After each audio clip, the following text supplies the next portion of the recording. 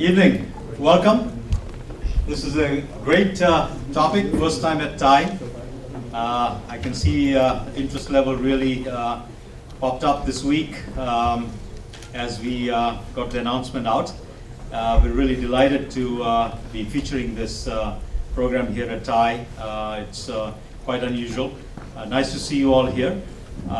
We'll get started right away. I'll introduce our president, Venkat Shukla, to be introducing our speakers for this evening. Thanks so much. Thank you all for coming. This is a very, very unusual event. Normally we hold events like virtualization of storage and how do you make the next $50 million kind of a thing. So this is not one of those. This is truly what we call a moonshot. So I think I'm also privileged actually and honored to present the speakers today. Humanity, the civilization makes progress when there are some intrepid, bold thinkers who are not afraid to go where most people don't want to go or are reluctant to go, or they just don't think they're possible. And only by people who are willing to risk it all that the breakthroughs happen, and that's good for the civilization. And we are very privileged to have a team here today that thinks big, that is audacious in its goals, and thinks that the combination of innovation and entrepreneurship can solve any problem in the world. And that's music to the ears of Silicon Valley crowd, and that's why it makes a perfect platform for them to come and talk to us. So the two people who are here today, so one of them is Naveen Jain. Naveen is well-established, successful serial entrepreneur who has accomplished a huge amount of success in his entrepreneurial ventures. But what he has done is, after his success, has been even more remarkable. He's an inspirational speaker, and especially if you want your children to change direction and do something big or do something completely out of the box, I think you should try to get your kid to have an audience with Naveen. It's a transformational experience, I can assure you of that. So he's an inspirational speaker. He is also a philanthropist. There are some causes he supports and supports big. And he's also he continues to believe that nothing in the world, there's no problem that's impossible to solve with the right amount of innovation, technology, and entrepreneurship. So that's so welcome, Naveen. Thank you for coming. And then we also have for every bold idea, for every bold this thing, you need I think you need inspiration. You need someone who's passionate enough about his ideas that goes around evangelizing this until he finds a Naveen Jain who believes in him enough to back him. So we have one of those passionate, visionary entrepreneurs to sit with us, Bob Richards, and we'll hear from both of them. So without much ado, why don't we get started with the event? We'll start with a video, and then I'll ask Naveen to come, and Bob, we see you take over after that. So let's get started. Bob Richards, CEO of a California startup called Luner XPRIZE, believes that the first trillionaires will come from space. I see the moon and the moon, and soon I can see from the moon. We can now travel to other planets and... Relaunch. 5, 4,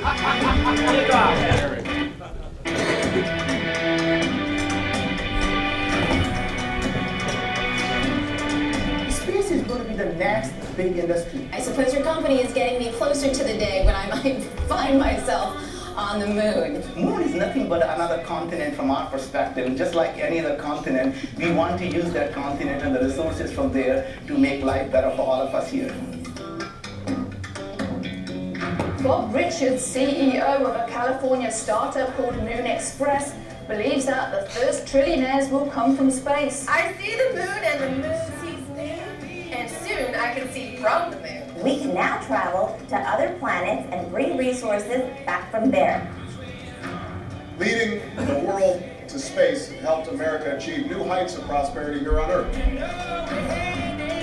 Using the ingenuity and cost effectiveness of private enterprise, we're going back. The team have been designing new landing gear and cutting-edge miniature radar systems. There's nothing new about getting to the moon. It's about doing it, applying innovation and disruptive technologies so small teams can do what only superpowers could do before. We'll be sending robotic carrying scientific and commercial payloads. Then we'll get into the era of exploring for resources and learning how to process those resources and bringing them back to Earth. The moon, unlike Earth, has not been molten for 4 billion years. Okay? So the things that hit have stayed on the surface.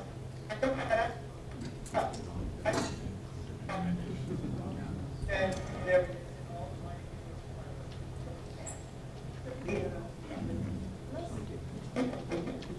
that essentially you can use for fusion energy in small amount of helium-3 could provide energy for the whole planet for hundreds of years.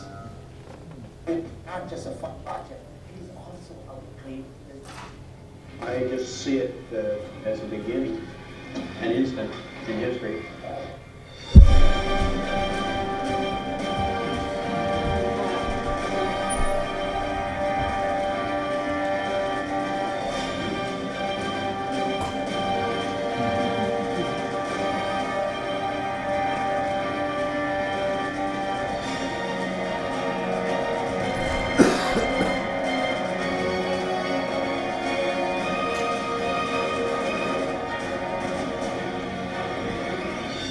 We are those crazy people who think that every idea is a crazy idea until we make it happen, and then people say, of course.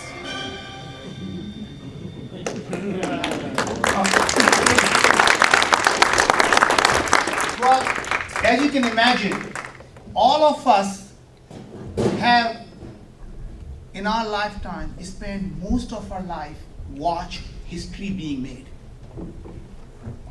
There are only few times, and every so often, it's so rare when an opportunity comes to us where we can actually make history.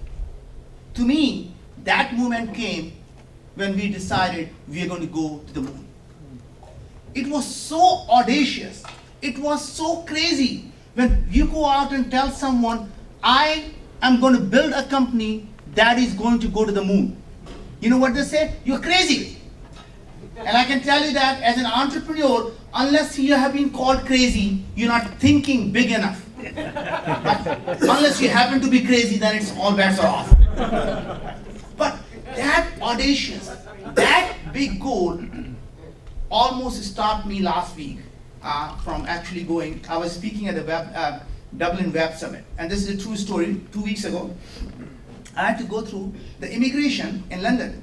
So first question they asked me is, what are you doing here? I said, I'm going to go to Dublin. What are you going to do in Dublin? I'm speaking. What are you going to be speaking about? I said, I don't know yet. You don't know? No, haven't thought about it yet. Then he said, what do you do? I say, I'm going to the moon. And I can see the immigration officer, he looks at me and says, you know, this kind of crazy talk will not allow you to enter this country. So what do you do? I say, I'm going to go to the moon. He said, one more time this crazy thing like that, I'm going to deny your visa. And I said, officer, what I'm trying to tell you is I'm in a software business and that's what I'm talking about. He said, that's what we like to hear. The point was, this was a man, for him, going to the moon was so crazy that he thinks if someone talks like that, they must be mentally unstable. What he did not realize was these crazy people are the ones that change the society. These are the people who are going to go out and make things happen that others only dream about. So what is your dream? What is it that you dream about every day? And what's stopping each one of us from achieving that dream? And there are several things that happens along the way in life that stops us from doing that. Number one, as we start to grow up from a childhood, someone along the lines takes away from us that we always had as a child. The power to imagine, the power to dream. And as we grow older, somehow, somewhere along the line, the society takes away from us the power to dream. Whether it is your wife, children, it's crazy, what are you doing? You can't do that. Don't you look in the mirror? It is not possible. You're crazy for thinking like that. You have responsibilities, right? Every dream becomes like that. It can't be done. What do? We go ask experts. And what happens when you ask experts? They are good at two things. Telling you why it can't be done. It will never work. We did that 30 years ago. It'll cost $100 billion. And if you think you can do it for $100 million, you're crazy. It will never work. And we've all seen time and time again, every disruption comes from people who are non-experts, right? So this is one of those thinking that got us to where we are today. Imagine if I were to tell you that we can have a mission to the moon that will cost us less than a Hollywood movie. What if I told you that we could have a mission to the moon that would be under $50 million? You say, how is that even possible? When NASA tells us every time to go to the moon will be billions of dollars. The first time when we went to the moon, it cost us $100 billion. What had changed? Several things have changed. Today, with exponential technologies, we have the tools available to us that were never there before. So imagine what we're doing now. We are building a 3D printed titanium rocket. And most of you are thinking, what is a 3D printing to begin with? And how do you print a 3D titanium in titanium? And you mean, can you build a rocket? Does it actually work? The answer is, first of all, I'm assuming all of you know about 3D printing here. So anybody who is not familiar with 3D printing here? Good. So interestingly, most people look at 3D printing and they say, maybe it's plastic, metals. Now you can use actually titanium.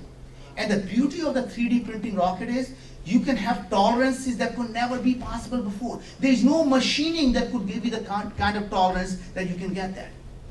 And what we did is, as opposed to using the expensive fuel, or the fuel that we can't find on the moon, our rocket uses hydrogen peroxide.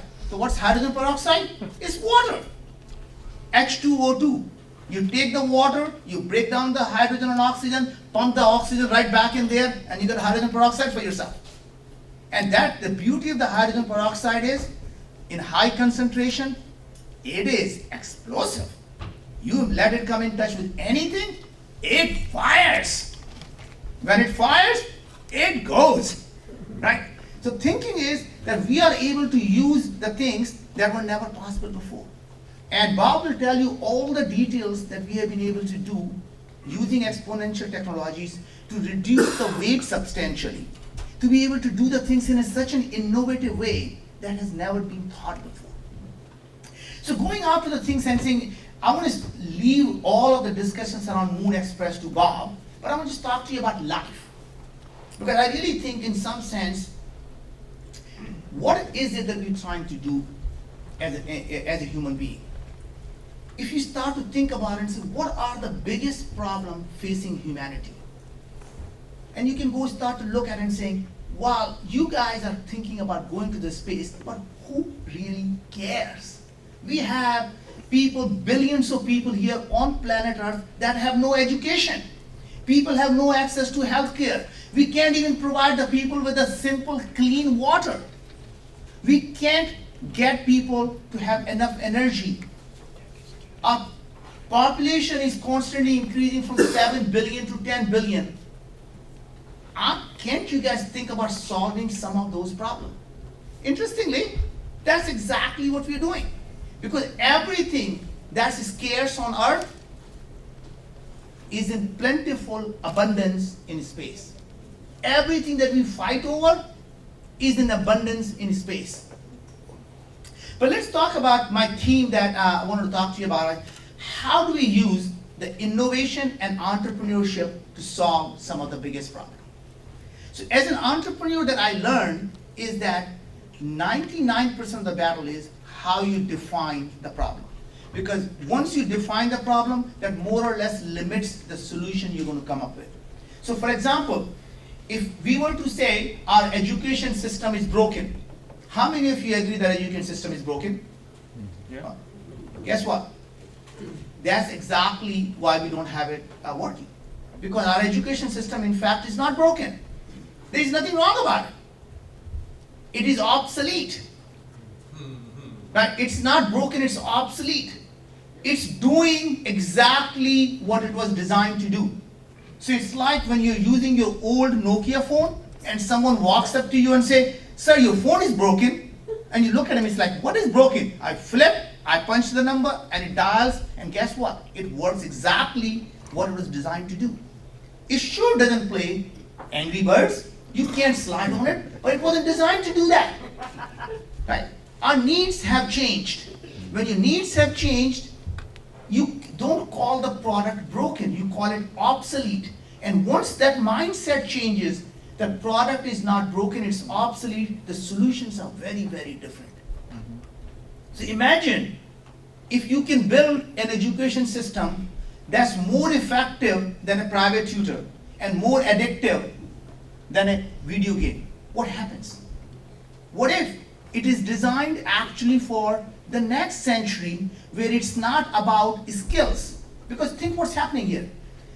Our problems is that in the early days when the education system was designed, we lived in the industrial society. That means the skill that were taught in the universities, you could use those skills for the rest of your life and be a productive citizen. With exponential technology, every skill is becoming obsolete in 5 to 10 years. When your skill becomes obsolete, guess what? You have chronic unemployment. So what you really need to change the education system is not teach skill anymore. You want to teach learning to learn, learning to problem solve, learning to work together, and understanding there is more than one way of doing it. Today, as you can imagine, see what happens today. Our education system is designed like an assembly line, right? How many of you have seen the assembly line? Lots of you, right? You know how that works? There's a conveyor belt. At the beginning of conveyor belt, they take the material, the raw material of the similar size, and then you move them from station to station. On each station, you do a little bit of work. At the end of the assembly line, you have a quality control. They do pass fail. Now imagine what we do with our children. At the beginning, we group them by their date of manufacturing. How old are you? 7-year-old, you go here. 8-year-old, you go here. 9-year-old, you go here. You group them and then you move them from station to station. Teach them math, teach them history. At the end of the thing, you do the QA test, right? Pass, fail. Then we do something really interesting to make the standardized thing works. What we do is, we tell them, here are the multiple choices. If you think there are two right ways, there are 2 right answers, one of them is wrong. Think again. And by the way, if you start to collaborate and work with others to come up with the answer, you know what we call that? Cheating. You're cheating. In real world, what do? We sit down together. We cheat. And we never say, hey, there's only one right answer and that's mine. We say, that actually is not a bad way of doing it. Maybe there is more than one way of doing it. So imagine if we can design that education system that will change the society. So you say, okay, maybe the education system is the easiest thing to do, but how can an entrepreneur really think about the problems which are basic problems that can't be solved through a simple mindset? Because to me, the entrepreneurship is all about mindset, how you think about the problem. So there is another story. So about a year ago, there is a woman who came to me and said, I'm building the homeless shelter for women in the city. And we have done such an amazing job, we run out of space now, and we need to essentially expand, and we're going through something called capital campaign. I'm sure all of you have been hit by capital campaign, right? So I asked her the basic question.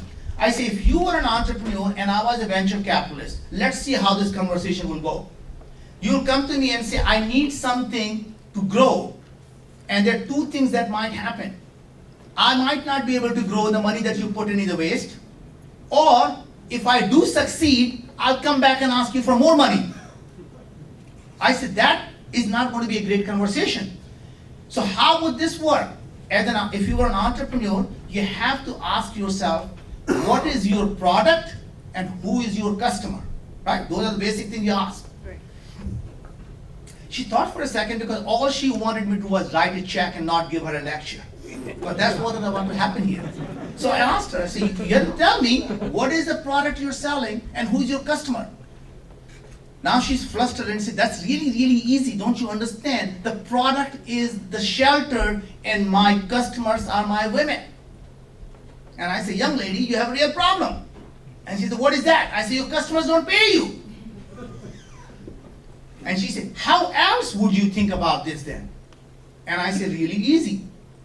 Think about if you were to think that women are your product and your local businesses are your customers. You go to the local businesses and say, hey, I have women who are willing to work part-time, 2 hours, 4 hours, 8 hours. Not only you're doing good for the society, you're also going to do well by hiring these people at a lower minimum wage. Not only they are committed, they will show up on time when you need them, because they do need the shelter at night. They are very motivated. So you can do good and you can do well. So doing good and doing well are never mutually exclusive. And I really think as an entrepreneur, we have to think about that, because a lot of times when we will become successful, we say, well, I'm an ex-entrepreneur, now I'm doing a philanthropy, or I'm a social entrepreneur.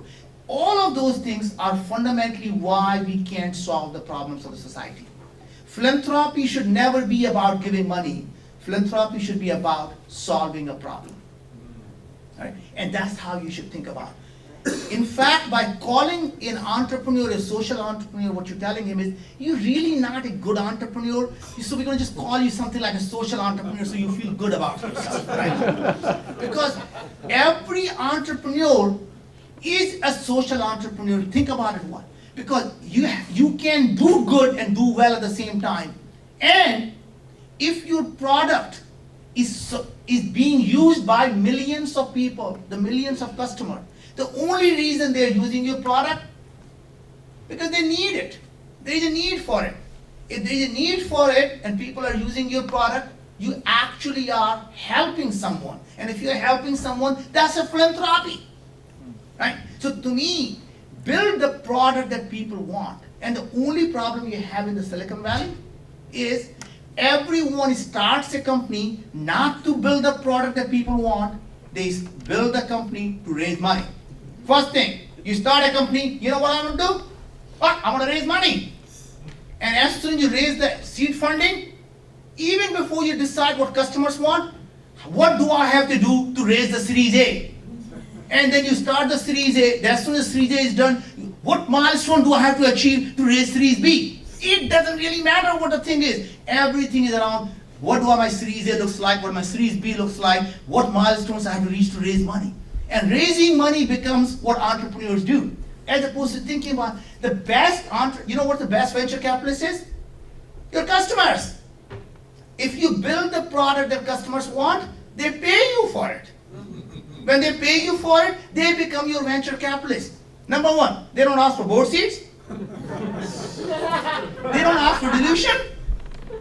And they don't always threaten you. I don't think you're a good entrepreneur. I think we need a new CEO. Right? Guess what? Your customers not only give you the money, they thank you. They say, I am so glad what you have done. I'm so glad this product does what I needed to do. So if you all focus on actually solving the problem, it changes the world. So what are we going to do here? We're going to think big. We're going to build the thing that actually solves the problem. And it raising money. So here's another interesting thing I learned as an entrepreneur. That the capitalists are patriotic. So people wonder, right? Capital knows no patriotism. It goes wherever the opportunities are. All over the world, wherever the great solutions are, money flows there. Whether it's China, whether it's India, whether it's United States. We are all capitalists. There are only three things in human life that make us do things that are, how would I say it, that are stupid at times, but really the three things that drive the underlying human emotions. Greed, fear, and hormones, right? It really governs the whole world. We do things because we are greedy, we do things because we are scared, and we do things because we somehow our hormones are running on overdrive, right? But as an entrepreneur, your job is really, really simple. Find the big problem, and when it comes to execution, build the products and services that actually go out and solve the problem. I can go talk about a lot more about technology and innovation, about how do we solve about the clean water. I can talk about the energy, but let's leave that to Q&A and we can talk about all about that. I want to just focus on a little bit more about myself, my life, where I come from, and where am I going with life. As some of you know, that I grew up in India, very, very poor. We, in fact, more often than not, we didn't have food to eat. We didn't have to be poor. My father actually had a great job. He was an overseer in a government public works department, where he was responsible to build the buildings for the government. As we all know, the society is extremely corrupt. A corrupt society, they decided that if you're a government worker, you're going to take a bribe anyway, so why should we pay you much? Right? So they pay very, very little, and everything else, they know you're going to take a bribe anyway, why bother? My dad, in his humble wisdom, decided that he wants to be an honest man. And you would want, so that really, to some extent, that is the problem is now we have no money, and we have very little food to eat. And in some sense, you would argue that that's a big problem. It turns out that actually is not a big problem, because the human body didn't evolve to eat all the time. Remember, when we were living in the savannas, we got meal every so often. And human body evolved to do what? Store the food. Right? Right here. So when we eat too often, you start storing that, because we're just not designed to eat. The problem that actually turned out, the biggest problem I faced as a growing up was, every 6 to 9 months, his boss will call the contractor and say, I'm not seeing any of the money coming up. Is that guy taking it all? And he said, taking it all? You know what he's doing, right? No, tell me. He's asking me to build the building to the spec. Have you ever heard of such a thing? How can I give a penny to anybody when I have to build a building to the spec? I am losing money because I bid on it thinking I'm going to use half cement and half sand. I bid on the thing because I wasn't supposed to be building the building to the spec. I was supposed to bribe the guy so I can get the hell out of here by building the substandard building. Now I'm going to lose money and you're asking me to pay him the money? Are you crazy? Guess what happens in government? Beauty of the government is you never get fired. You get transferred. Every 6 to 9 months, my dad will get a call. That son of a bitch needs to go. Send him to some other village. And we moved from village to village to village every 6 to 9 months. Until to the most rural areas where there was no building to be built. So nobody was losing any money. So they wanted my dad to have a job of building the building where there is no building to be built. Because that's what he's good for. Because otherwise he's taking money away from someone's pocket. So most of my education got done in places so rural where there were no tables, no chairs, nothing. You sit on the floor and you write on the floor. And you learn from somebody who wants to come and teach you. Now imagine in that thing, my older sister went on to become a postdoctorate in applied mathematics. My younger brother has a PhD in computer science and PhD in statistics, and I'm the least educated person with engineering from IIT and MBA. Right? I came to this country with $5, didn't speak the language. That was about 30-some odd years ago. And God has been amazingly kind to us. And I always thought about, what would you do if you are ever successful in life? The people who actually helped you become who you are, you'll never be able to help them. And the only way you can pay your debt back to society is to pay forward. Find as many people as you can and help them. And I realized the best way I can do that with the gift of entrepreneurship. If I can make every person become a successful entrepreneur, they go out there and they change the community. Every entrepreneur changes the community. They become the person who solves other problems. And what's happening is that in today's society, with information society, younger and younger people are creating tremendous wealth. And what used to happen 50, 100 years ago was that by the time people created wealth, they were 75, 80 years old, and they would give the money, endowment, they put a name on their big buildings. Now people who are 35, 40, 45, 50 years old are creating tremendous wealth. And you know what they're doing?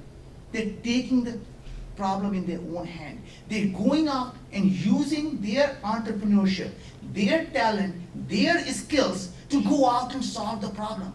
They're going out and actually using the entrepreneurial approach to solving the big problem. And so where am I going with that? So to me, going to the space is more than just about going to the moon. To me, it is about inspiring a young generation, inspiring the generations of the people to think that everything is possible. Imagine if a group of 25 or 30 people can go out and land on the moon. Imagine, what else would you do? It is inspiring the generation to know that nothing is impossible. How do we know that is true? Have you ever heard of the 4-minute-a-mile problem, right? People thought no human body is not designed ever to run a mile under 4 minutes. And nobody did that. Until one man broke that barrier. The same year, 10 other people did that. Right? Now, so the thing is, once you can show the society and the entrepreneurs that a dream that is so crazy that only the governments did, only the countries did, not even the countries, only the 2 superpowers that have ever landed on any planet, ever. And you think you group of 25 or 30 people privately can go out and do that? If that's not crazy, I don't know what crazy is, right? But if you can make that possible, guess what happens? What else would you do? It is that inspiration that drives me, is to show people that no dream is difficult, no dream is impossible. A poor boy in a village lying and looking up on the moon, if he can dream that there was one thing, the Uncle Moon was always there for you. If you can go and dream and make that happen for a guy who is a poor boy from India, if he can dream and make that happen, what would you do? Thank you. With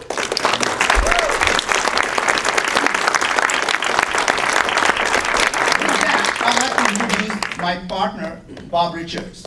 Bob, as I think Vank pointed out, no dream for an entrepreneur becomes a reality until there is someone who actually executes on it. And don't let someone tell you, going to space is hard. It's in fact a rocket science. It is a rocket science, but it's well understood rocket science. And Bob is going to tell you that how he is making this rocket science happen for all of us. Bob.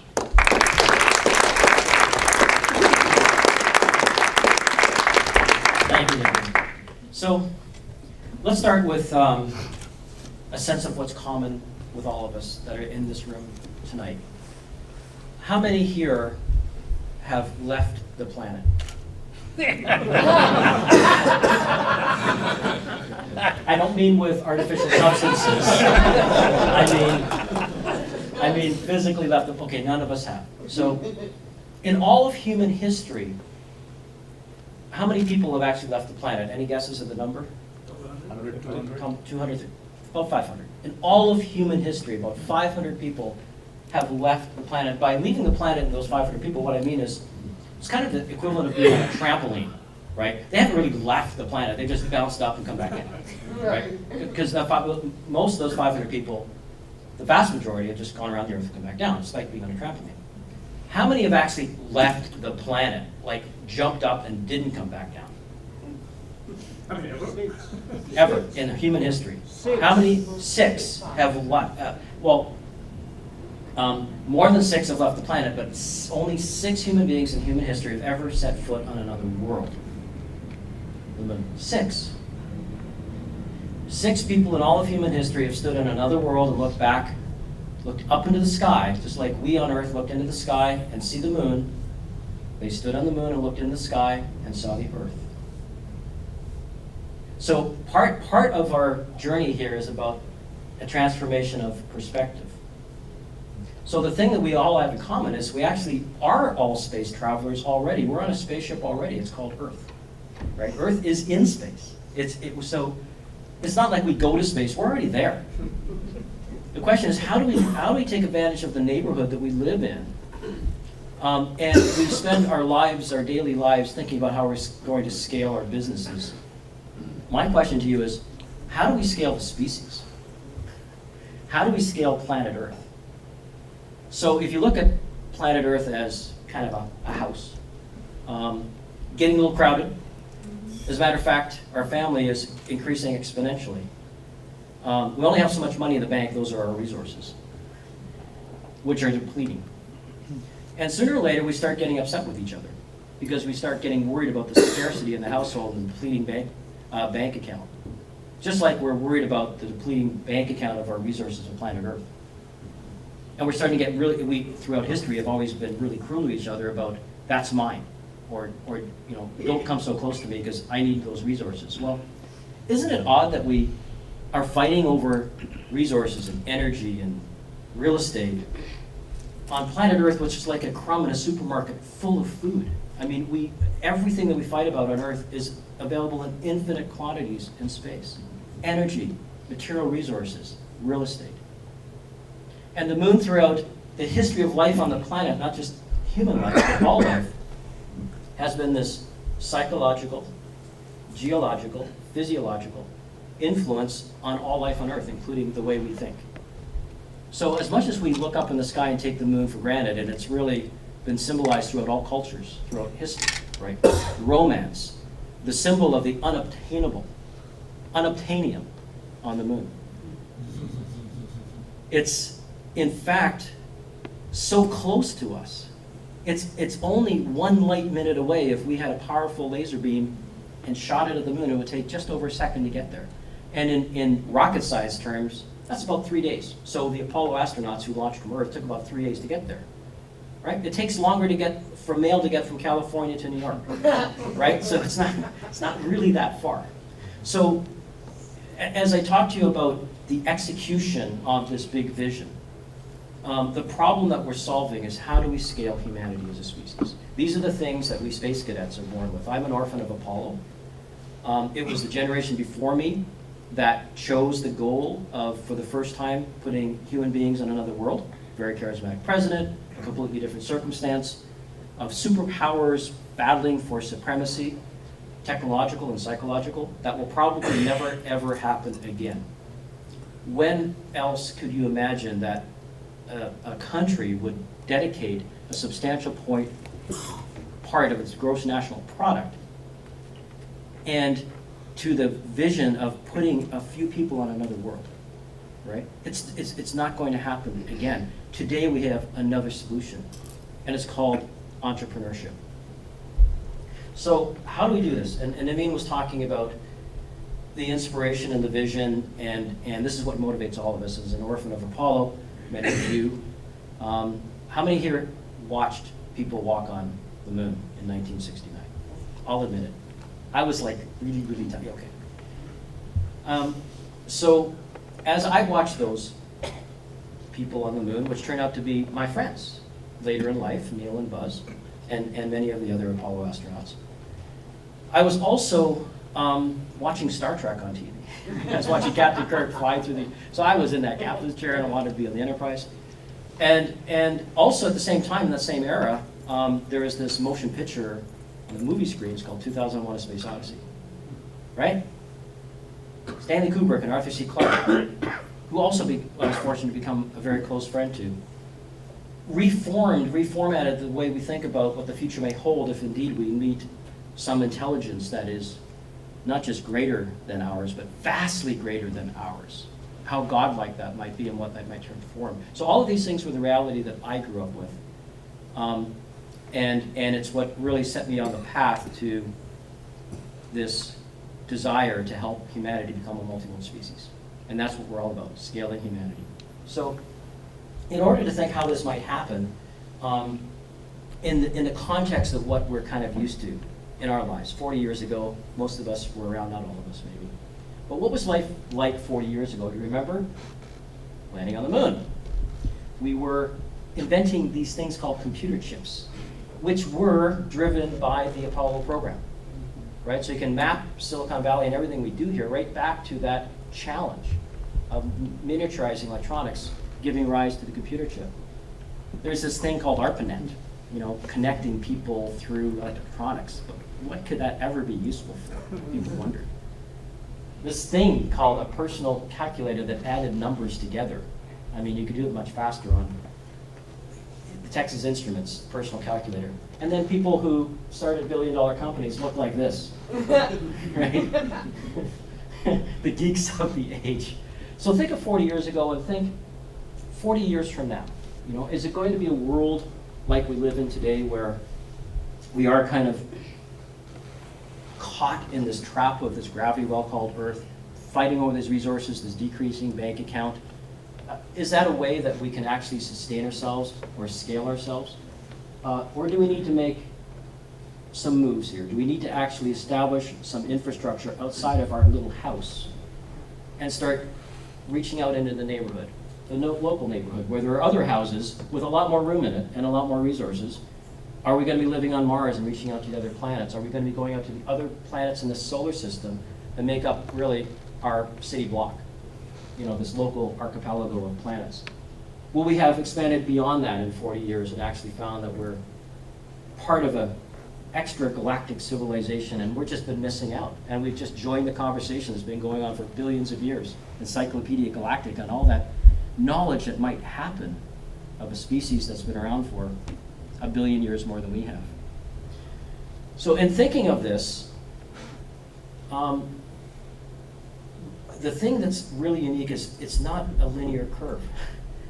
40 years ago, 40 years from now, it's not linear. We tend to think in linear terms, and as Naveen has said, it's at Singularity University that we teach the exponential trends that are happening, that we actually appear to be in a linear world, but it's actually exponential, right? We're at the knee of that curve, so the things that are possible are happening so fast that when you start a company that wants to reach for the moon 3 years ago, there are technologies that exist today that we're utilizing and embracing that didn't exist 3 years ago. So it's this incredible rapidity with which technology is accelerating that's allowing us to think about these things that would have been crazy and keep us out of the countries, right? So here's our house, planet Earth. It's got a pretty big bank account. It was okay for 100 million people, not that long ago. With the 6 or 7 billion, that will be 12, not too long. That bank account's not going to sustain us. But the good news is, not only do we have a world that's obviously finite as resources in our house, but we have a world next door that has more resources that we can embrace. It's called the moon. And if we were trying to design, if we were the cosmic architect, right, of what the neighborhood would look like for an immature species called humans, I would give them a moon, not too far away. It's kind of like if you're a Polynesian looking on the horizon, you see that island. That's not so bad. We can reach that. Let's learn how to navigate. Let's learn how to get there. And once we get, we can't take everything with us. So we have to learn how to live off the land once we get to that island. It's the same thing with the moon. It's very different than Earth, you know. Eventually we'll have civilization type things on the moon. We'll have movie theaters and restaurants and well, a restaurant would be like great food, no atmosphere. Maybe, something like that, lunar cafe. But the moon has resources like the Earth, not just like the Earth has resources, but exactly like the Earth has resources, because the moon is actually a child of Earth. And the same mechanism that delivered the resources to Earth that we mine, that we utilize, was delivered to the moon. What were they? Asteroids. The asteroids delivered Earth's resources through eons of bombardment. These asteroids have trillions of dollars of heavy metals, platinum group metals, all the gold, silver, all the stuff actually came from space, you'll think. And because the moon existed at the same early time as Earth, really early in the history, the moon, you see those craters on the moon? Guess what those are? Impact craters, yes, that's what was happening, right? So those are the battle scars of this early war of these asteroids plummeting, hitting Earth and hitting the moon, but there's a difference. The lunar geology was different than Earth, and the moon actually cooled much faster than the Earth did. It's a much smaller body. So while the Earth remained molten and these things were kind of splashing and all the heavy metals were sinking, that's what we have to mine, right? We just have the minute remnants of what was left from that early bombardment near the surface of the Earth, and tectonic activity sometimes brings it up to the surface, but that's what we mine, but most of it's down there. We can't get to it. On the moon, because it was cooled much more quickly, these impacts shattered. They didn't sink, they shattered, right? Pulverized. So most of those resources have been accumulating, aggregating on the surface of the moon for all these billions of years. They're there. How do we know they're there? We've mapped the moon. We have more data about the surface of the moon than we have about the surface of the Earth. Right? The Earth is 70% water. We don't know what most of the surface of the Earth is because it's underwater. But the moon is completely exposed. We have, in the last 10 years, the probes that we sent to the moon have developed terabytes of data that we have barely begun to scratch, but we have mapped the mineralogy of the moon to know that the platinum metals, what we call rare earth metals, are actually common moon, or rare earth elements are actually common moon elements on the moon. So we know what's there. It's been aggregating these wonderful resources. We've mapped it. We know what's there. How do we make use of that? What is the on-ramp to this vast idea of utilizing the resources just next door? Well, one of the things that could make it really worthwhile is this stuff called helium-3. Anybody here heard of helium-3? So helium-3 is 3 heliums, but it could be a very, very clean energy fuel. The problem with helium-3, people would say, is that the technology always seems to be 10 or 20 years out. We've been hearing about helium-3 for a long time. But the point is there's over 1 million tons of helium-3 on the moon, whereas there's maybe a few kilograms in all of Earth, right? So it doesn't really matter what the spice is in a new continent, and the moon is the 8th continent of Earth. Once we get there, there'll be so much that we'll learn about those resources that the economics that we think there are today may be completely overturned by the realities of what we discover once we go. But no matter what the spice is, what the resource is that you're trying to monetize, the game-changing element that we know that's on the moon is the water. Water on the moon, back in Europe from the Apollo era, that was heresy. The moon was a dead, dry rock. You could see the dust. I mean, there's no water on the moon. Well, guess what? There's lots of water on the moon. This is a very recent discovery. It's accumulating at the poles. But one of the interesting things that we don't totally understand is that the moon actually has a hydrosphere. There's water being created on the moon through a process we don't totally understand. It has something to do with the solar radiation on the regolith, the dirt of the moon, and it transports and it accumulates towards the poles. But why is water the game changer? Well, think of water as the oil of the solar system. As Naveen mentioned, H2O in its elements, hydrogen and oxygen basically, can be recombined into H2O2, hydrogen peroxide, which becomes rocket fuel. Or hydrogen and oxygen in many different types of configurations can form different types of rocket fuels. So as we explored and ultimately populated the Americas, that wasn't done by taking everything that we needed there, right? We just took what we needed, the tools we needed to live off the land there. So we know that we have resources in the moon to live off the land, and the water is the game changer that makes the economics of everything that we can monetize there viable. Because we don't have to take all the fuel with us. We can refuel once we get there. So, welcome to the moon rush. What's different today from the Orphan of Apollo era is that we're looking on the moon as entrepreneurs. What's the new paradigm that can actually make this happen? We know there are massive economic resources there, but are they actually economic, and how do we what are the on-ramps to those types of industries that we hope to develop? Luner XPRIZE has a formula of a public-private partnership, which is a baby step towards a larger scale vision of mining the moon. But in the baby steps, we are invoking a partnership with NASA, which allows us to learn from NASA and all its great expertise.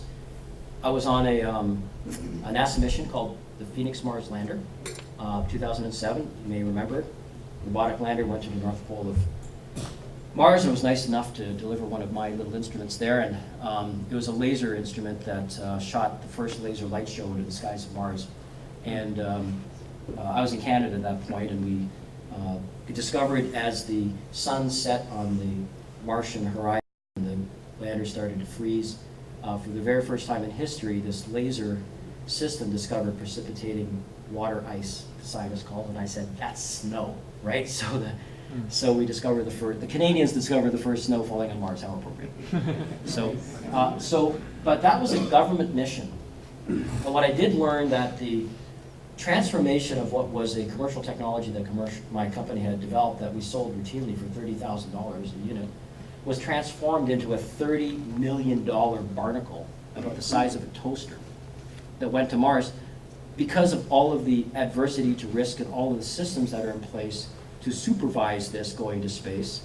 Those things made the cost completely escalate out of any sort of commercial capacity. So in looking at the moon, we thought there must be a better way to do this. The better way is that there is a new policy in the United States invoked by the White House that the government, NASA, will utilize commercial capacity where that exists. They're going to buy stuff now rather than just doing it themselves. That's a complete paradigm shift. Yes, it's not totally implemented yet, and it's slow to change. But this new policy allowed us to get the traction that we need to implement a commercial paradigm of going to the moon, just like Elon Musk is using a commercial paradigm to create a new rocket system. We're using a commercial paradigm to create the last mile solution. Where Elon gets things into space, we slow them down. We're the last connection to the household in the telecommunications idea. So Luner XPRIZE is also a participant in the Google Luner XPRIZE. Google thinks this is important. They've put forward a $30 million prize for the first private team to reach the moon with a robot. Take some pictures and video for YouTube, and if you do that, and do that from where you land and from 500 meters away, you win $20 million, which is great. Their check is not going to bounce, hopefully even in 2 years. But it's COD. So there's this, if all your customers pay you only after delivery, there's a negative cash flow that you have. So that's what we are developing as a business plan to cover the investment necessary, thanks to visionaries like Naveen Jain and our other investors, to cover that cost of trying to do this with customers that will pay for the transportation of science and commercial instruments to the moon. We will have a profitable mission in the very first mission. We will make money, but we need the investment to cover the negative cash flow to get there.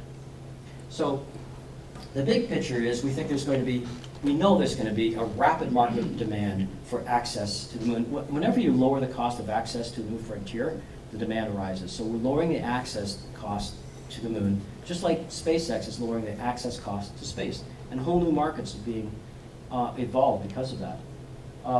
Massive economic opportunity in the long term. This is never this has always been the case, but the change now is that the politics, the technology, and the economics have changed only in the last few years to allow this to happen. 10 years ago, no. I've been dreaming about the moon for a long time, as Naveen said. It's only the last few years that this is all coming together. So there is a global moon race. We haven't been on the moon for over 40 years, but countries have been sent. There's been over $2 billion spent on getting probes to the moon, and newcomers. I mean, you've got Europe, Japan, India, right? 2 missions to the moon by India, and India, of course, has launched its recent mission to Mars, and good luck with that. That's fantastic. The lunar access to the moon was canceled by the United States, a little ironically, but partly because that was the investment into the belief that U.S. private industry will pick up that ball. And that's part of what Luner XPRIZE is doing, is picking up that ball. There's a commercial lunar activity that's emerging. We have the example of SpaceX, which I've mentioned. They're not the only company, but there are over $3 billion of contracts that have been provided to new commercial rocket providers.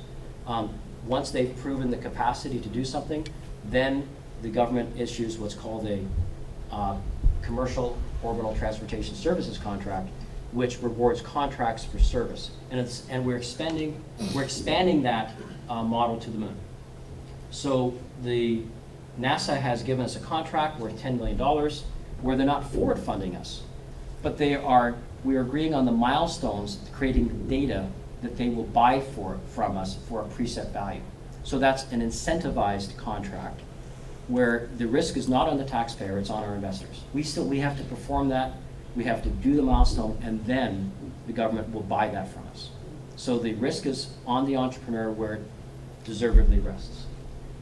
Markets, near term, we're going to be sending science payloads, exploration payloads in the short term. NASA's definitely supporting us, but we have a nice array of commercial instruments on our first mission as well. Who wants to send things to the moon? A lot of people want to send things to the moon, as a matter of fact. But in the long term, we're looking at the big plays: resources, energies, industry, and eventually people. So we're going to redefine eventually what honeymoon means. I mean, actually, we're going to redefine it of what it meant in the first place, right? It's just a physical location. It's a little bit different. 1/6 gravity, guys. We'll see. All right. Now, what if you brought something back? One of the things that we really want to do in our third mission is to bring something back. Only superpowers have brought something back from the moon. The United States did it with people. Apollo brought hundreds of kilograms of rocks and dust. The Soviet Union had 2 sample return missions through robots. The Soviet Union never put people on the moon. The moon race was won by the United States, so it was over politically. But the thing about moon rocks that came from the moon through these programs is that they're national treasures. Private people aren't allowed to own them. Naveen, I think, has one of the few people that actually has some of this lunar material, but he's a superpower in himself, so that's how he has it. So in bringing back a kilogram, let's say, of lunar material, there's going to be a very, very valuable market for it. And you can play the numbers game, but imagine a mission that delivers back a baseball size of material that's worth about $1 billion, right? We can do that.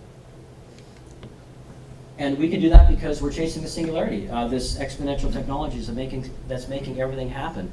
Micro-miniaturization of avionics and electronics has reduced vastly the weight that Naveen mentioned, the mass of the spacecraft. Things that used to take tens of kilograms of wires and boards, and we've gone from the PC era to the iPhone.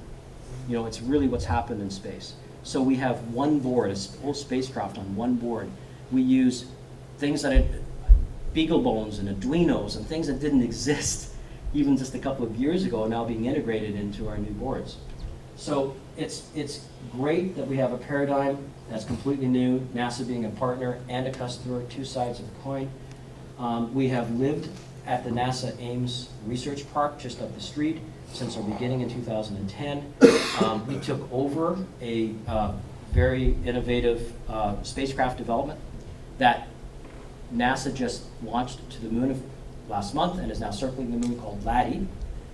This is the earliest version of that LADEE spacecraft, which lives in a building NASA Ames, and it was originally designed to be a lunar lander, and the government funded it to be a lunar orbiter.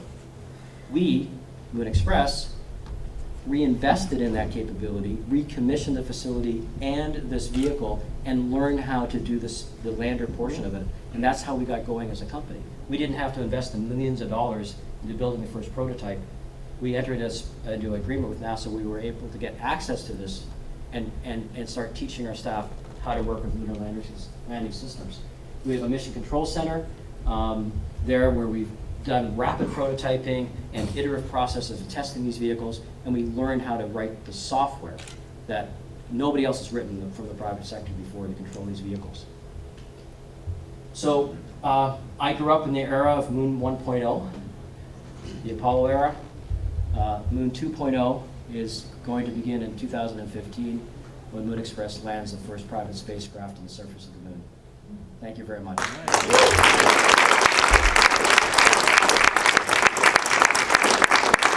And Naveen, if I could have you back up here. Yeah.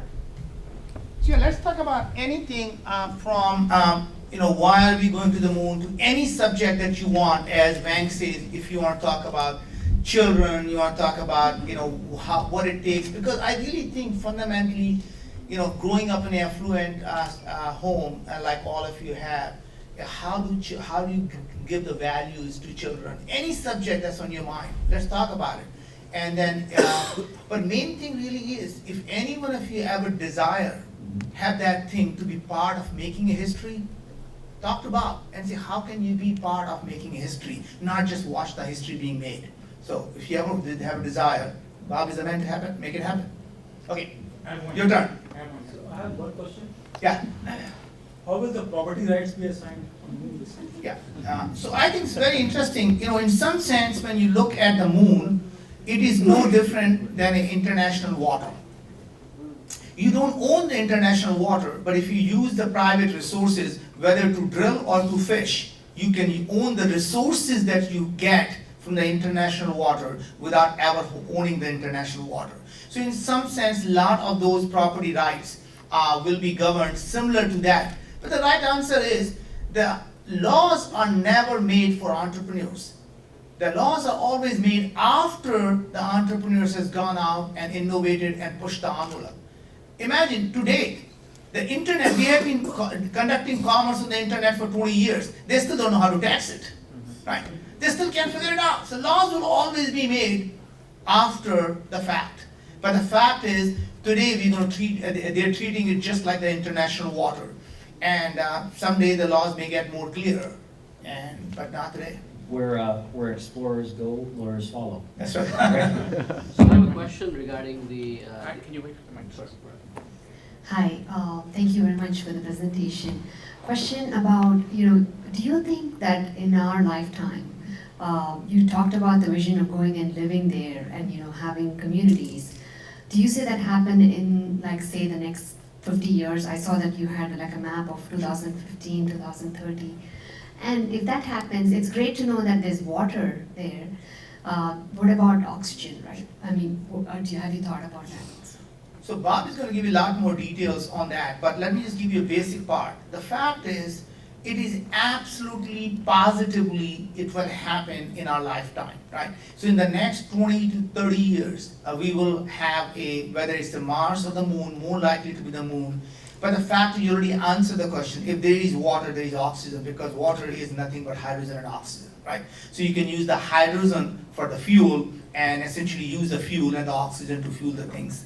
And there are lava tubes on moon that essentially are deep inside that keeps the temperature to be mild, moderate temperature that you can live on. Bob? Right, and in addition to just decomposing the H2O, and you can get oxygen from that,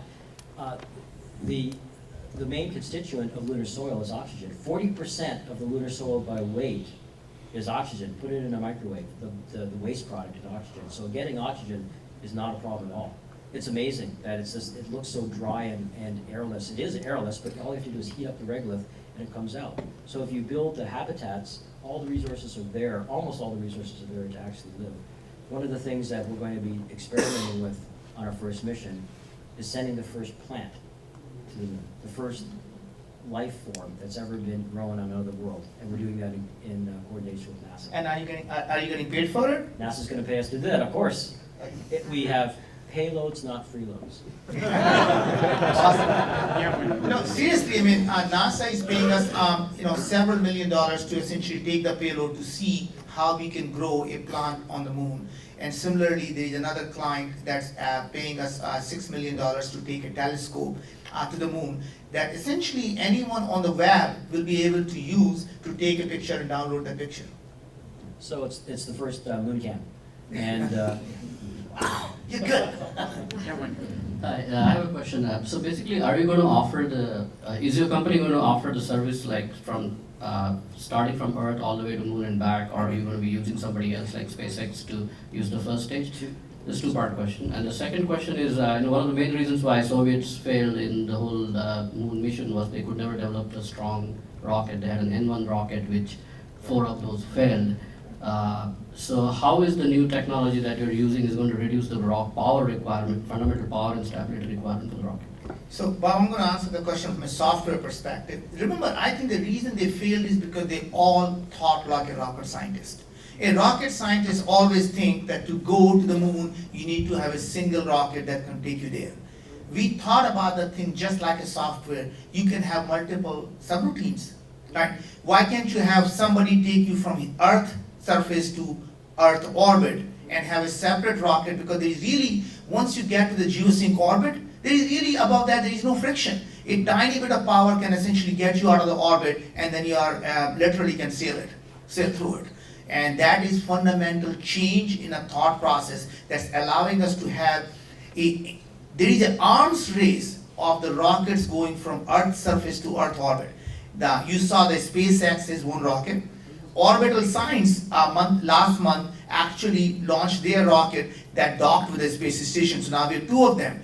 And Paul Allen has already announced the $500 million to essentially build another way of going to the Earth orbit.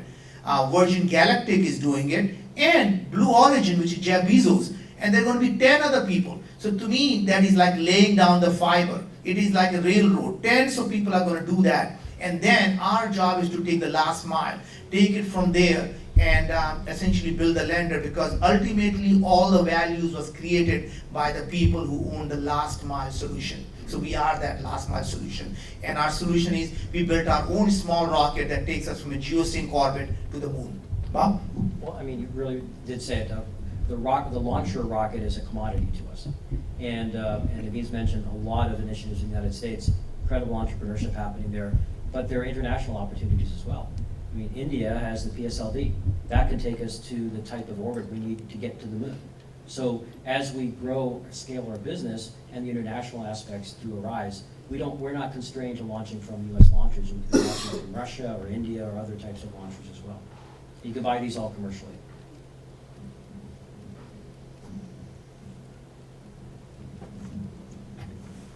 Hey Bob, this is a question for you. So I know you are also slightly involved with Peter Diamandis on the planetary resources. Slightly?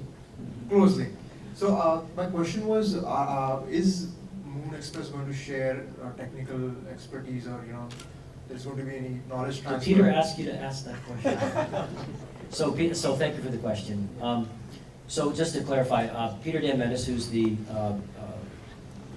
founder and chairman of the XPRIZE, which is offering this $30 million Luner XPRIZE. Peter and I have been best friends since we were college kids, and we have been working together for over 30 years now. We're extended family, and we've done numerous space ventures together. The Planetary Resources that you've mentioned is a startup that is a competitor in the resources world. I think we're all on a convergent path, and they have a paradigm. It's an interesting paradigm. They have a lot of smart people doing it. The president, Chris Lewicki, we were on the Phoenix Mars mission together, a great engineer. The paradigm that they have is to go to the asteroids and mine them there. The paradigm that we have is, why would you go all the way to an asteroid when there are trillions of dollars worth of them right on the moon, right? So think of time, cost of money, think of the technology that exists today to mine in a gravity well. That's how mining technology works. We don't know how to do mining in a zero gravity environment. And think of the 20 to 30 year horizon that you'd need to actually get to an asteroid you mined in the first place. So it's an interesting paradigm. We have a different one. And I think we're all in a convergence to helping humanity become a multi-world species. I think you're absolutely right. I mean, we are both, in terms of competition, we are both looking to mine for the asteroid. We believe the moon is an aggregator of asteroids. So why not just go to the aggregator as opposed to going to each one and trying to find what that looks like?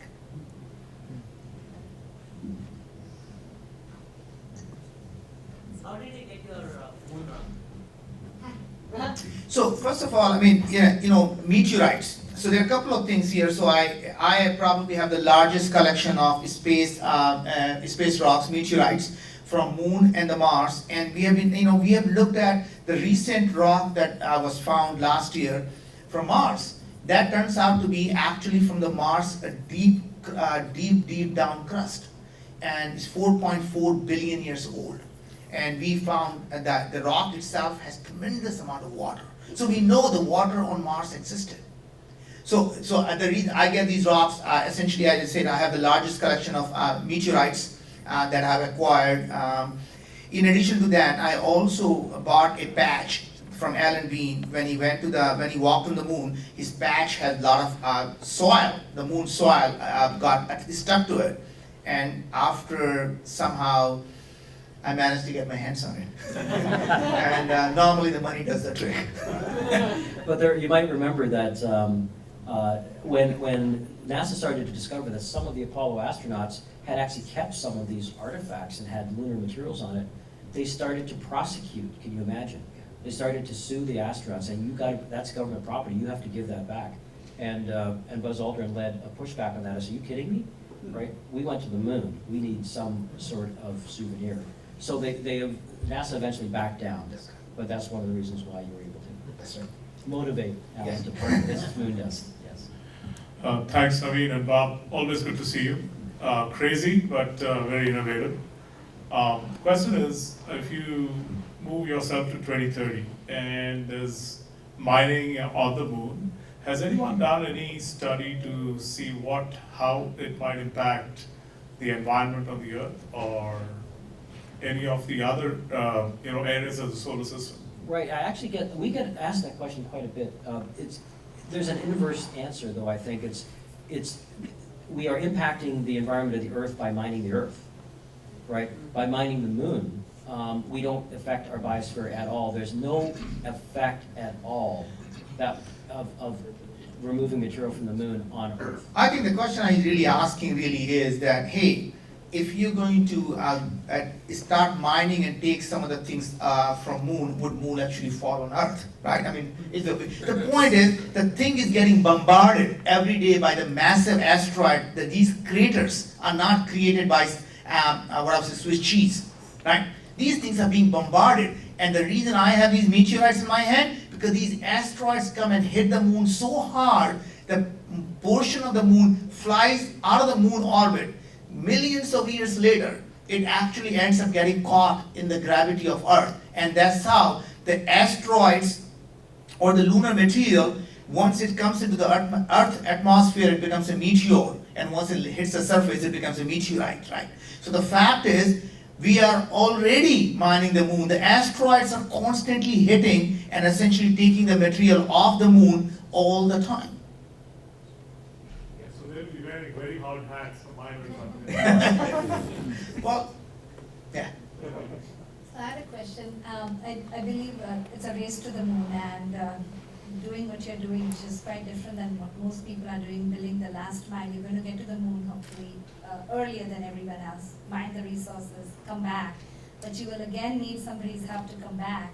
And don't you worry about piracies in the high sea? Like, you got all these resources. We joked about that, but it's probably, so on the coming back part, we've engineered our system to be able to come back all by ourselves. So we need a rock. The reason that we can do that is that the gravity well of the moon is so drastically less than the gravity well. When I say a gravity well, it's a way to visualize how deep and how difficult it is to climb out of the gravity of Earth. If the gravity of Earth was a ladder with 20 rungs on it, and you had to climb every rung to get The moon has one rung. It's 20 times less energy. So because of that, once we're on the moon, we have the power of the rockets we are developing as Moon Express to get back from the moon and get the resources all the way back to Earth. But interestingly, our first plan is to parachute them down into the water where we have to beat the Somali pirates. This question is for both of you guys, and you guys can answer your unique way. What is the greatest asset or assets to achieve where you guys in views of life and also in entrepreneurship? I would say it begins with imagination, and I think Naveen has talked about that. It's the inspiration that you have of what is possible. And in many ways, most of my life is dedicated to building institutions and businesses that'll help us become a multi-world species. But it's that changing of the perspective, inspiring the younger generation, redefining their sense of what's possible. And the transformation that you see in people when they understand that we're not bounded by a single planet is really amazing. So it begins with the greatest asset is a convinced mind. So from my perspective, there are two things that I find. One is really power to dream, and secondly is taking away the fear of failure, right? And I really think in some sense, entrepreneurs never fail. The ideas may or may not work, so we pivot. But the beauty of the thing is that from an entrepreneurial perspective, every idea that does not work becomes a stepping stone for a bigger success. So if you really want to achieve a big success, you have to have those ladders, right?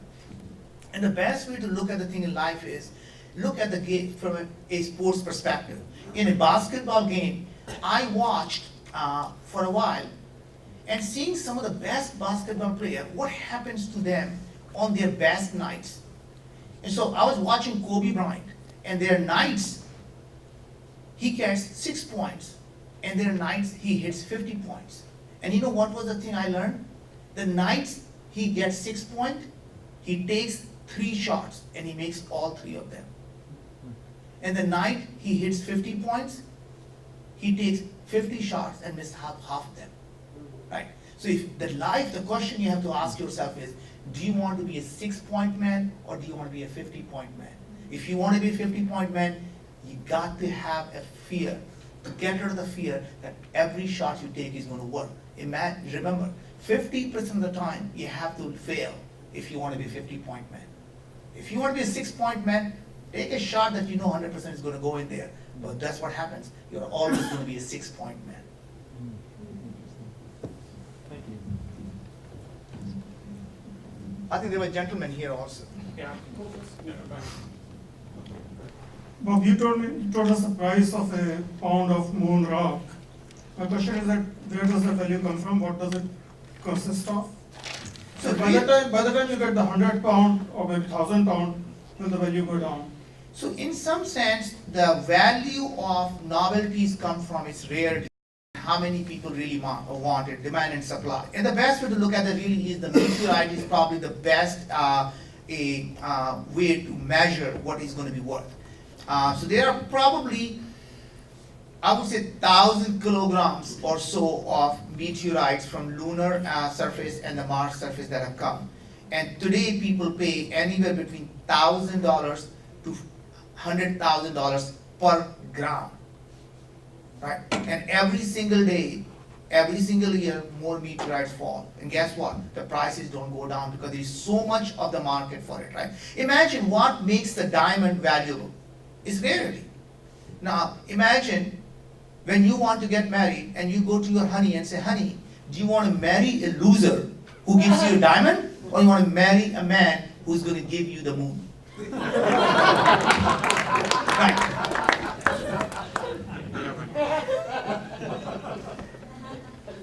Continuing on the same thread, when you started off saying that you want to go and mine outside because there are scarce resources out here, right? So, and then there's this notion of novelty of 1 gram of whatever, fetching you a ton of money.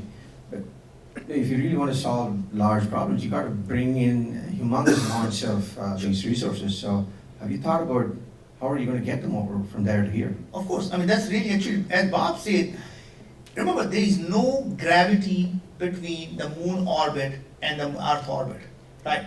And beauty of the earth is it has a tremendous gravity. All you have to do is aim it right and it just drops. Right? So as long as it's shielded properly, you can bring really lots and lots of stuff. Right? So I don't think that really the issue is about how do we bring it back. That, you know, we need a very, very small rocket, as Bob says, to take the stuff from the moon surface to the moon orbit. And you can literally take a solar sail and drag it down from moon orbit to Earth orbit. There is really no gravity at all.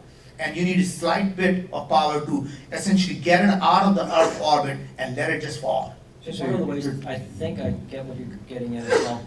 Think of what we're doing in these first few missions as technology demonstrators.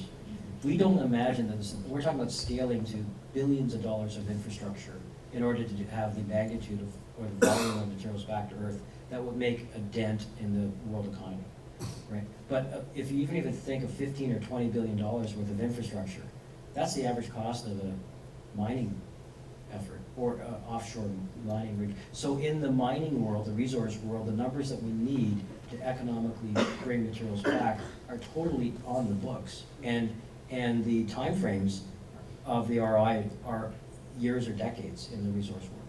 So we will be merging with the resource and mining companies eventually in order to make the big play happen.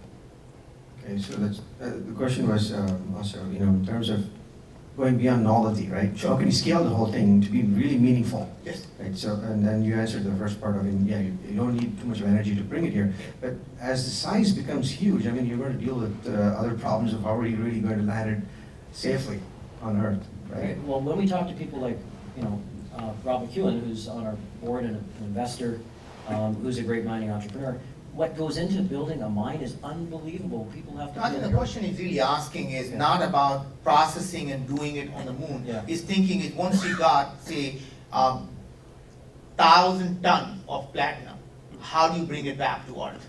I mean, if you're going to drop that, aren't you afraid that it might just dry up the ocean? Right? So how are you going to bring it back so much high weight? If you're going to bring hundreds of thousands and tons of platinum or rare earth elements, how are you going to bring it? That's the question. Right. That's the question. Yeah. So I don't know that answer yet. Oh, wow, that's not a good answer. Right. So I think, as I said, first of all, not if you have 100,000 tons of platinum, you don't have to bring it in one single shot. You can bring it, essentially what you're doing is throwing the stuff from the moon surface to the moon orbit, and you slowly bring it from moon orbit to the Earth orbit. And you essentially, there are a lot of people who are going to continue to go back and forth between Earth's surface and Earth orbit. Imagine, instead of bringing the people back, see what happens is that today we have all of these vehicles that bring 3 people back from a space station, right? These people not only weigh 150, 200 pounds each, so it's about 600 pounds of the stuff. Human beings want comfort. They want oxygen around them. They don't like to be packed. Platinum doesn't really care. You can pack it pretty tight, and it doesn't really complain much, right? So you can take all of the stuff instead of bringing people in the capsule, pack up the platinum and let them bring them down. So instead of bringing people which only pay a little bit of money, platinum is worth a lot more money. If you pack them up with the rare earth elements, it's real money. You can start packing them with uranium, samarium, thorium. I mean, it's really interesting stuff there, right? So good thing is the rare earth elements are called rare earth elements. You know why? They're rare on Earth. They're not called rare moon elements, right? And those things are needed. 97% of all rare earth elements are mined in China. Every single electronics that you see today, every single missiles, every single digital hardware, all of them need rare earth elements. So if we can bring those rare earth elements down from moon, it will really solve the problem of humanity right here on Earth. I have so many questions, but let's do this one. Have you ever imagined how human consciousness will change with this trip? Because when we take a human and put him from village to the city, the consciousness changes. Take from the city and give opportunity to visit another country, we have very different relationship with sense of self, relationship with ideas, relationship with other human beings, and its effects society in large. It's completely changed what it is. So did you envision So what maybe can I it could be? try this. So it's a great question, and I try to start my talk a little bit about talking about perspective. So going into space and delivering images of the Earth as this fragile sphere in space changed our relationship with Earth, our perceived relationship, and the need for us to take care of it and be good stewards of where we live. Every time we meet that new perspective, we do change. So when we go to the moon and we establish eventually colonies on the moon, there will be people born on Earth. The children will look up and see lights on the moon. They'll be born into a multi-world society. So that will be a completely different transformation. And also think about what happens technically to we as a species as we move out. And as technology starts to enhance ourselves, and the human body is amazingly reactive to new environments. When we go into space, immediately the body starts to change. Astronauts have to, when they come back from long stints on the space station or in space, their muscles have atrophied, they have to readapt to Earth. The body has been changing astonishingly rapidly when exposed to space. Well, why is that? Maybe the body knows that it doesn't need the things in space that it needs on Earth. So eventually we may not be Homo sapiens in space, we may be Homo spacians of some kind, right, as we move out as a species. But I think going more from a spiritual side, and also, if you look at from an introspective perspective, I think, how do we change anytime we encounter a new, something new? Imagine, just if you think about it, even 100 years ago, people couldn't travel from one place to another place. It took years. People, anytime they come in touch with a completely new atmosphere, a completely new group of people, it changed their perspective. And I really think any which way you look at it, the people who go to any other planet, it is going to change what they think of God, what they think of Earth, what they think about being human, right? What we look like may change, right? So all of those things will be completely different. And I think in some sense, if you look at us ourselves, we are aliens to begin with, because it's very, very likely, and it has been proven time and time again, that initial DNA on planet Earth actually came from space.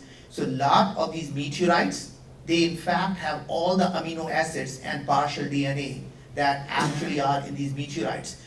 In fact, they proved that the thing that was required for the initial DNA, the phosphorus, is not native to planet Earth. It actually came from space. So fact is, we are all aliens, right, to begin with. So in some sense, we going back to the mothership is no different, right? We are all aliens. We all belong to this galaxy. Some of us are aliens. Just to tell you that here is an alien of an extraordinary ability. Right? So here is an O1 visa, which is and the official title is alien of an extraordinary capability. It is true. I'm sorry. Card carrying. He's a card carrying. He's a Canadian. So don't That's what trust it means. I have a visa where Homeland Security has declared me an alien of extraordinary ability, and I am very proud to present that at the NASA security every time. Yeah. Hi. Could you talk a bit about the robotics technology that you're going to be using? Are you developing that? Are you buying it off the shelf? And are you going to be having remotely operated vehicles or autonomous, or a combination thereof?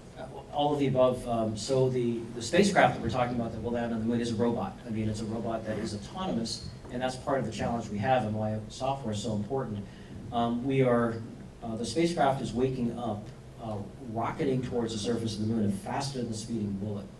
And we don't have the time to joystick it down. It has to make all the decisions itself in that, 60 seconds of terror, if it could feel feelings, and have the visual acuity and all the intelligence algorithms in order to recognize obstructions or hazards or slopes or craters or rocks, whatever it happens to be. And so that's a pretty intelligent robot. So getting down to the surface involves a high degree of autonomy and artificial intelligence to begin with. In the early 40 years ago, they didn't have that, so it was more of a land and hope. So the early robots that went to the surface, they chose very, very dormant domains of the moon, where it's very smooth and not many rocks. With our extra software, we'll be able to go to the interesting parts of the room, of the moon. And because with the resources typically are, the volatiles in particular, typically are in the highlands, the poles, where it's very, very difficult terrain. So once we're on the moon, it'll be all about robotics, and because the moon at that point, we're on the surface, we will be able to teleoperate. So the time delay, we've had lots and lots of experiments. The time delay of, let's say, the 2.5 seconds between command and reaction, and command again, humans can deal with. Most mines on Earth today are very autonomous, and there are a lot of consoles that are not located at the mine at all, where people operate those robotic vehicles. We'll do the same thing on the moon. We'll be able to teleoperate. So between the artificial intelligence for the landing and the teleoperation, we'll have large-scale robotics on the moon. The question is only on the near side. Good question. First, yes. In order to be on the far side of the moon, and everybody here knows there's no dark side of the moon, right? Okay, Pink Floyd was wrong. On the far side of the moon, the challenge there is that you don't have line of sight with Earth, so you would have to have some sort of communication systems in place, which to us is an entrepreneurial opportunity down the road. Right. So this is all very fascinating conversation, guys. We'll take one final question, and then those who still have questions, they can prevent them from leaving. I have actually two questions. First one is, you touched upon the visa part. So you move around countries and you have governments controlling how the citizens move along those countries. So when you have enough people going to moon, whom do you think, or there's a governing body you see evolving over a period of time, will define the eligibility to be there? And second question is about, I'm sure you would have the rights of all the stuff that you bring, but do you see it as like the countries also having some rights or sharing those rights of the materials that you bring? So let me address the last part first. So in some sense, there is one legal precedence that is very, very good precedence in at least the US law. One of the Apollo rocks was stolen, and it was sold in an auction. And the person who bought it, the US government sued the person saying, you are in the possession of a stolen property. And he insisted that he bought it fairly from an auction, he had a receipt for it. The US government took him to the court under the law that says, we brought it, we own it, and it's ours. And the court agreed that the person who brings it gets to own it. So it was simply about the law about the possession, the people who put the private resources to bring the stuff, they get to own it. And I believe that is what the law would apply, hopefully, going forward. And the first question was, who determines who goes? Since the invention of money, it has been really, really easy to figure out who you love. Right? Right, and we have the way that it works today, and I think it'll continue until the moon declares its own sovereignty. That whatever country launches or allows to launch something that goes to the moon or anything in space is by international treaty obligated to issue that launch license, and by doing so to that individual, that corporation, that government agency, takes on a liability for the actions of that launch for all time. Things that go up eventually can come down, and in space sometimes it takes a long time to come down. So if the United States launches something, even as a private operator, the US government is taking infinite liability, the consequences of that. The flip side of that is interesting. There are no salvage rights in space by international treaty, so what you own forever. There's nobody that can, so all the assets on the moon that were US, all the assets that are Soviet, are still by treaty belong to those countries. We will invoke the same rights, so we will own everything we send into space forever too. Great, so all those people who think this was a fascinating thing, please give them a loud ovation.